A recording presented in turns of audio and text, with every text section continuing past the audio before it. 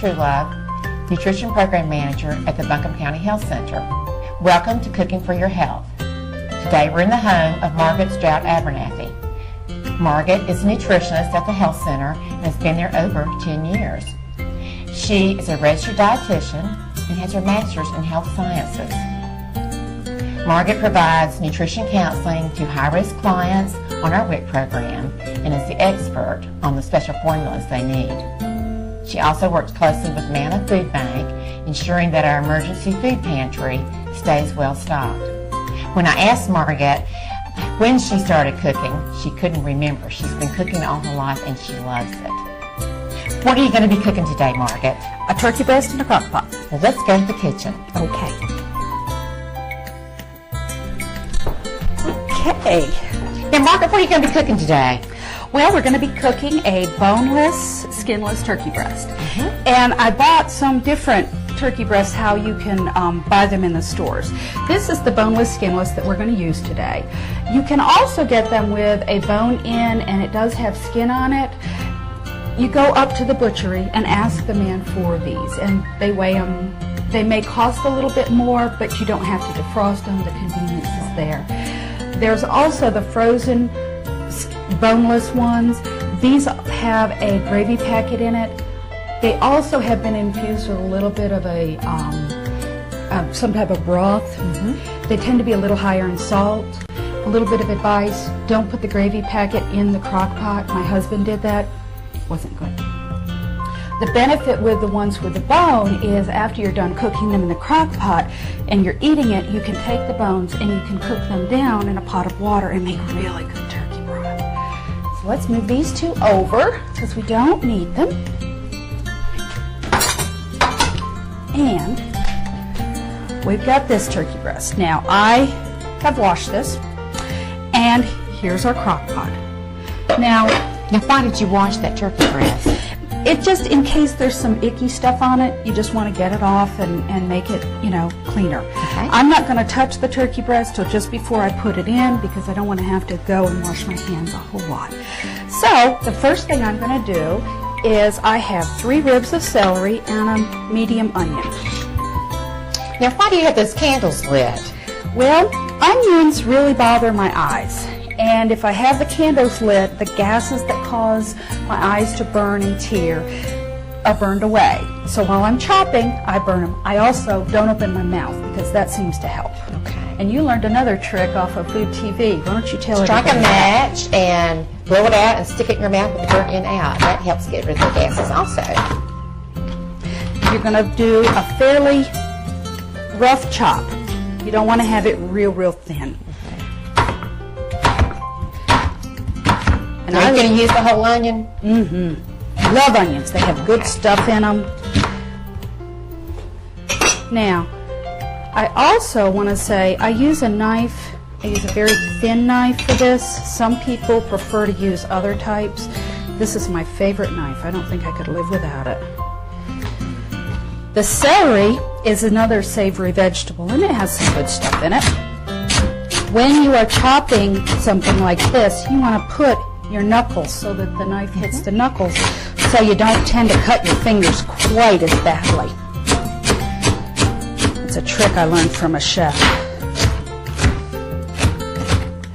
And again, you're going to do a rough cut. You don't want to have them pureed or anything like that.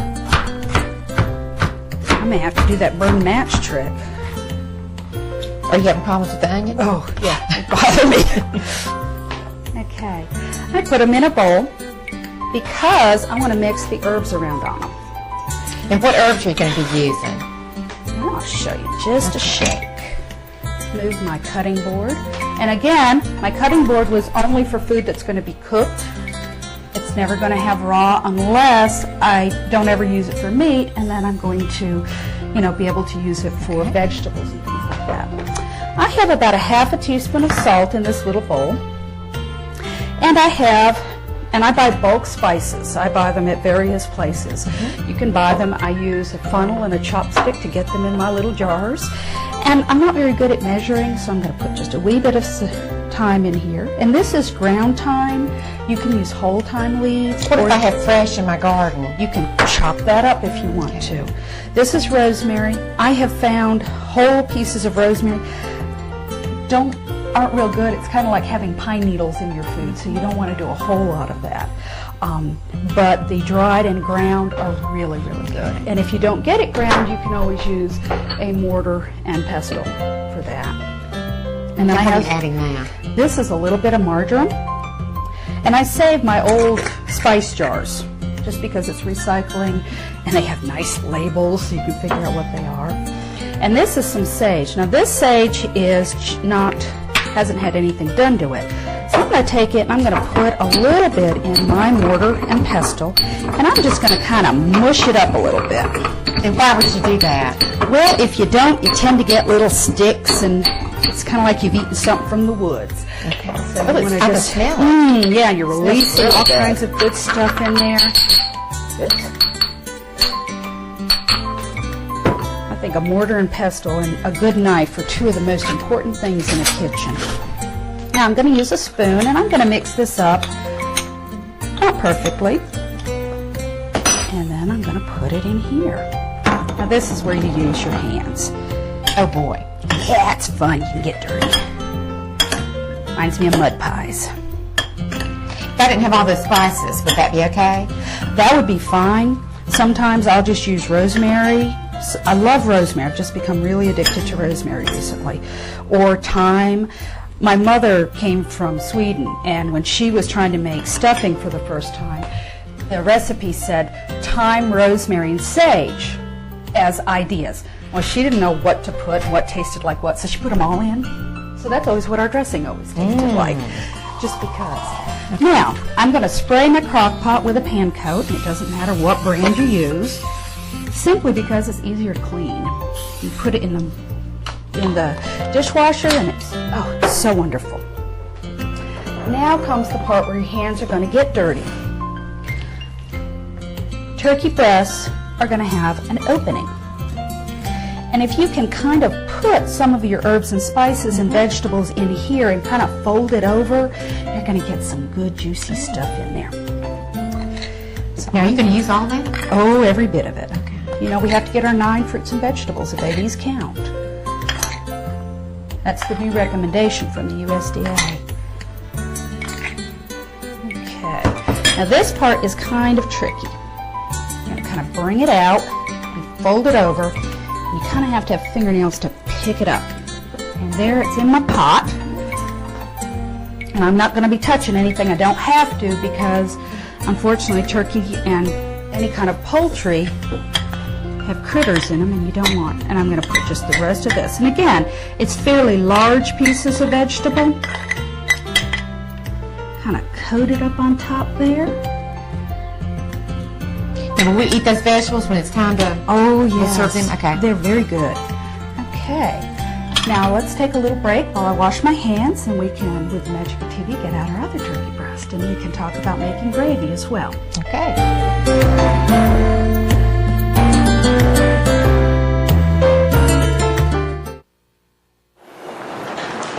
Can I help you, sir? Found these over by the stairs. Okay, thank you. What are they? Love handles. Lots of people lose them taking the stairs instead of the escalator. Thank you.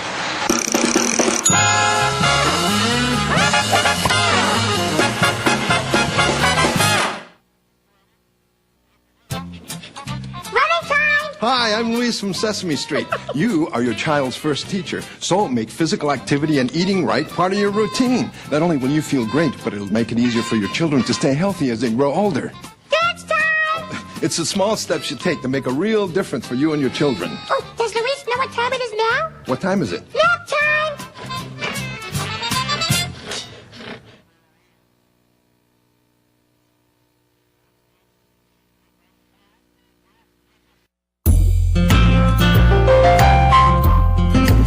Welcome back. Okay, now the turkey breast is in the crock pot, and what we're going to do is put the lid on. Are you going to put any liquid in there? Nope, don't add Does any it need liquid. It makes its own. It's magic. And how long will it cook? Well, if I put it on low, it'll take 6 to 8 hours. Okay. But if I put it on high, it'll take about 3 to 4 hours. Does it taste the same? Slower? Pretty much. Yeah. It's just, if you're going to leave in the morning and then come back at night, you can do it the longer time. And you really can't overcook in the crock pot unless you forget it for days. Okay. Good. Crock pots are real interesting. I looked up some history of them. Back in 1971, Rival bought a company, and they had a ceramic crock in a aluminum housing with an aluminum lid, and it was called the Beanery. And so Rival said, we need to figure out how we can, market this. And they found that, in the early 70s, we were becoming more health conscious, and we had to eat lower cost meats and leaner cuts of meat. And they realized that the moist heating in the Beanery was better for meats than really for beans. So you can cook either beans or you can cook meats, and they come out really moist, and they're wonderful. Now let me bring out the one that I made earlier. And see, the crock pots today, they get hotter and they stay hotter. Now this... So they were produced in the mid-70s? Mid-70s, and I think 80 million units have been sold. I got 3 crock pots for wedding present. Oh. And I got married in the mid-70s, so that explains it.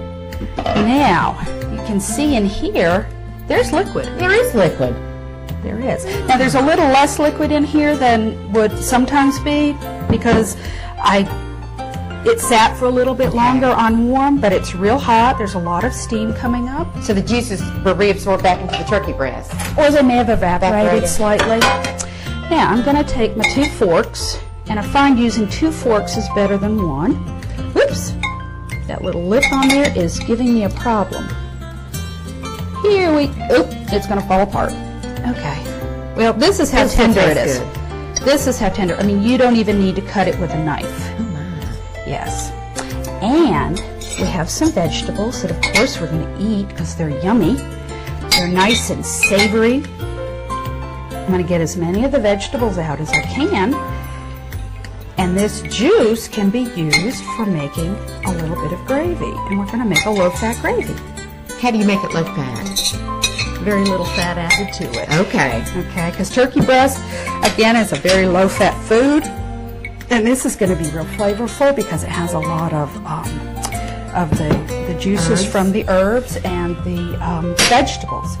I also, today, I used leftover turkey bones from some meal.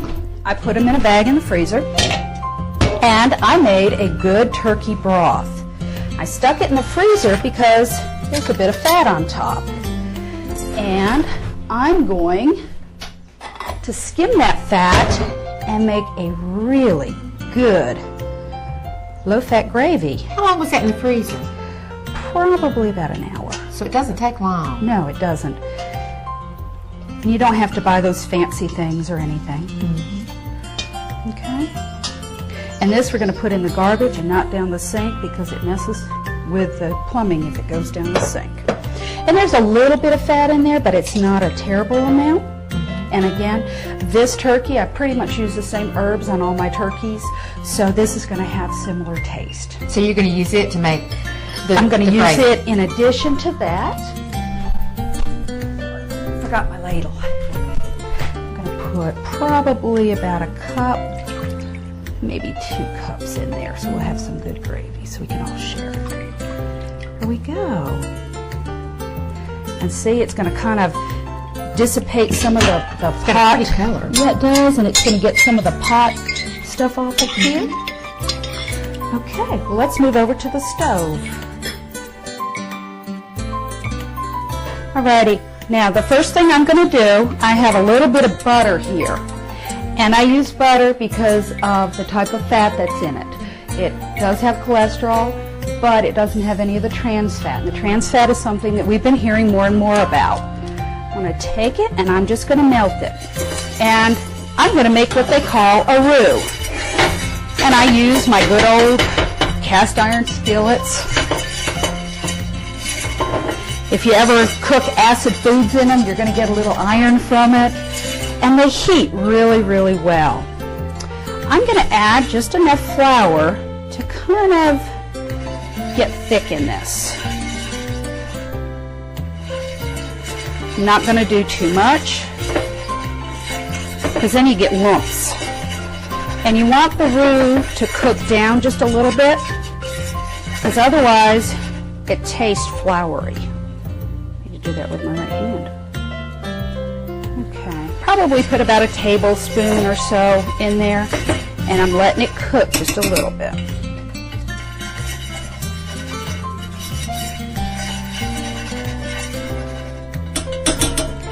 And you can even let this just get golden. You don't want to have it get brown, but just golden, just enough to cook the starch globules.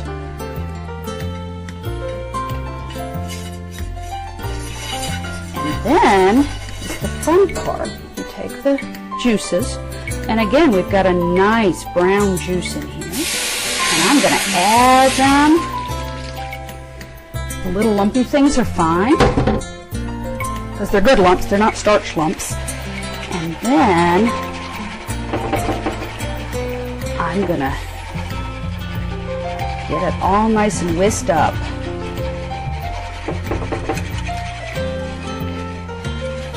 I like a gravy because if you have a vegetable or you have rice or something like that that you want to cook the turkey breast with, it's really nice to have a wee bit of gravy on there to add some flavor. Now I'm going to let this cook a little while, and then we're going to eat some gravy and some turkey gravy and a little bit of brown rice I've prepared. Okay, we want this to bubble a bit, as you can see it doing. And as it bubbles, it's going to thicken. And it's going to cook down just a little bit. You can taste it with a spoon or your finger. Not salty at all. You don't want a whole lot of salt in it. Salt's not good for us either in large quantities. And this is going to be a relatively low-fat gravy. If you want to make a totally fat-free gravy, you put your turkey broth in the refrigerator or freezer for longer. You get the fat to get really, really thick, peel that off, and you can run a paper towel across it, get the rest of the fat, and just put flour into cold turkey broth. Don't want to put it hot or you get chunks. See, that's boiling up really good, and it's going to make a great, great gravy. And it's easy and it's delicious.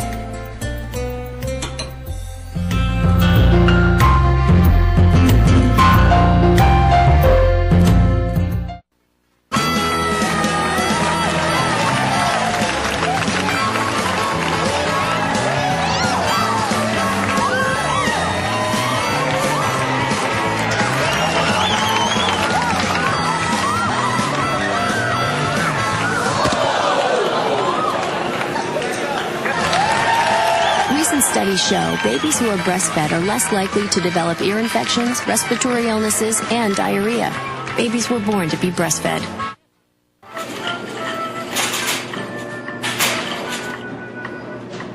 What is that thing?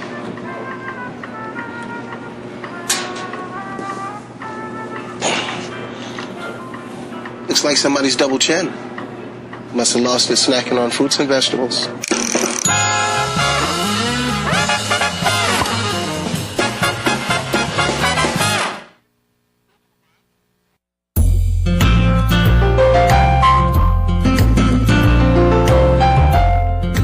Okay. Well, I have put the gravy in a gravy boat. Okay. I'll let you carry that. Alrighty. And we've got some brown rice. The gravy in? We pour it. Oh, we pour it. Okay. Sorry about that. And I've got Okay. turkey. Well, let's go sit down and eat. Here we go. Oh, Margaret, this is good. Yum, yum. Really Now, normally when I'm making dinner, I will put, we'll have more vegetables and just the vegetables in here, but they do count. Now, why did you cook brown rice? It's better for you than white rice. It's got more fiber. Now, do you want me to serve you? That'd or be do you- fine. Thank you. Okay. Is that good or do you want more? That's plenty. Okay. Well, this is a real time saver. It is. Yeah. You know, when I was doing reading, one of the things they said was in 1900, the average woman spent about 40 hours or 44 hours a week in the kitchen. Oh my God. And that's just preparing meals. If you add cooking, childcare, things like that, I mean, they had like a 60-hour-a-week job. They would like to have a crock pot. Too bad they weren't invented until the I know 70s. it. I know it. Okay. And Thank of course, you, just a wee bit of gravy on there. And tell me what you think. Like I'm in the hot seat. Mm-hmm. You don't need a knife. You don't. It's so tender. Oh, Margaret, that's yummy. And the gravy is real good on the Oh, rice. those herbs are great. Savory, not a lot of salt. But it doesn't, it's not bland. Very good. Nope. Well, Margaret, thank you for having us in your home today. This is a delicious meal. If anyone wants any more information, they can call the Nutrition Division at the Buncombe County Health Center. The number is 250-5168. Thank you.